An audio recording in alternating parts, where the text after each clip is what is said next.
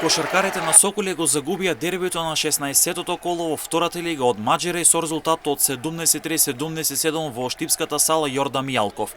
Иако штипскиот тим играше одлично во први дел, од преворот имаше константно водство, сепак на крајот Маџар успеа да го сврте резултатот во своја полза и со тоа да дојде до победа. За Соколи ова е прв пораз на домашен терен, а веќе во следното коло Штипине ги очекува ново тешко дерби против нов конкурент, а тоа е Ангели. Црн Дрим на домашен терен забележа победа во улога на фаворит против Бутел со 82-78, а на тесна победа се израдал Ангели откако славеше против екипата на Струмица со 64-69.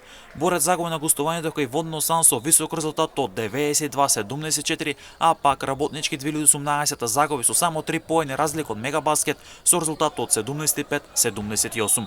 Ланскиот прволигаш Охрид доживеа пораз од вториот тим Немзете Скопје со 95-88.